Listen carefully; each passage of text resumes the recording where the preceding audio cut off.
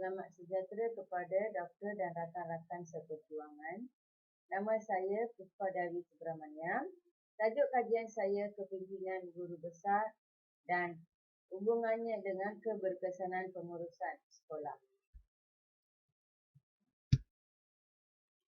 Pengenalan adalah pendidikan dianggap sangat penting untuk pembangunan peribadi dan masyarakat.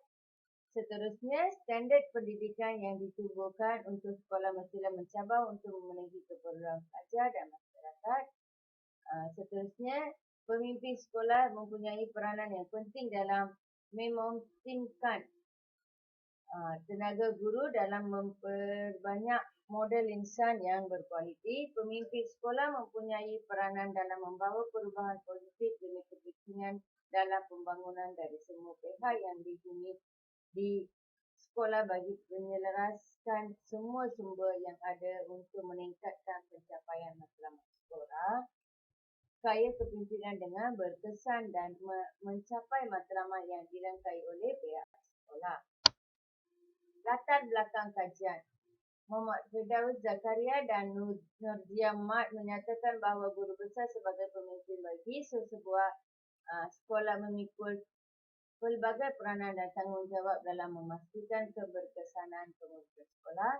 Pada tahun 2021, Plan Pembangunan Pendidikan Malaysia diperkenalkan untuk membangunkan visi pendidikan baru dan menjana transformasi utama dalam sistem pendidikan Malaysia.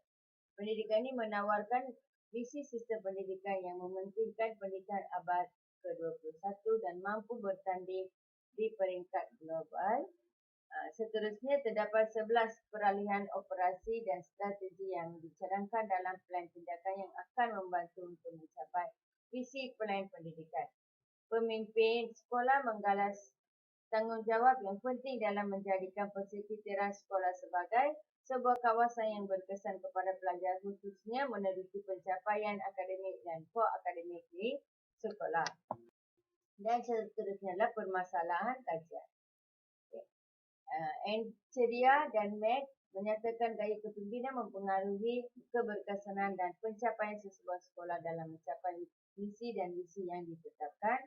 Pang dan Pisapia menyatakan terdapat hubungan antara kemahiran pemikiran strategik dan keberkesanan sekolah.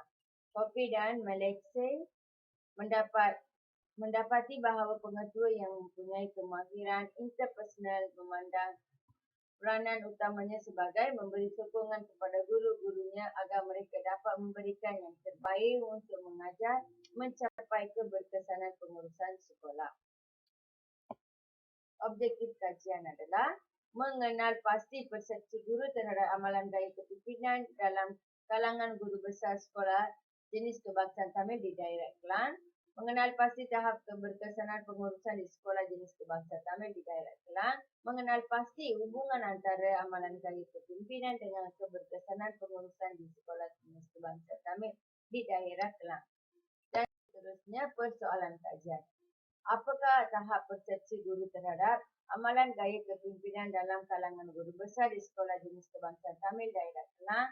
Apakah tahap keberkesanan pengurusan di sekolah jenis kebangsaan Tamil di daerah Kelang? Adakah terdapat hubungan antara amalan gaya kepimpinan dengan keberkesanan pengurusan di sekolah jenis kebangsaan Tamil di daerah Kelang? Kerangka teoretikal. Bagi memastikan pemilihan pemboleh gubah dan bersesuai dengan tajuk dan objektif kajian, pengkaji telah memilih model gaya kepimpinan yang dibentuk di Universiti Tokyo oleh Harpin.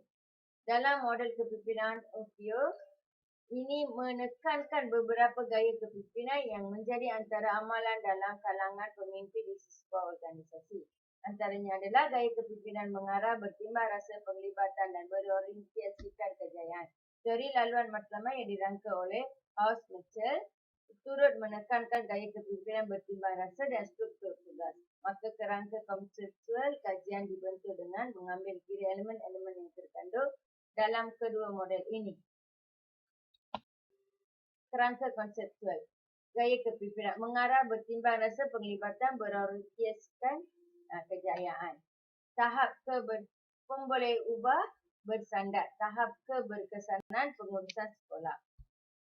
Seterusnya, tinjauan literatur. Menurut Irma dan Leong Kuan, pemimpin yang berkesan mempunyai tanggungjawab dan memainkan peranan sebagai pengurus yang dapat mempengaruhi rakan-rakan dalam cara yang positif.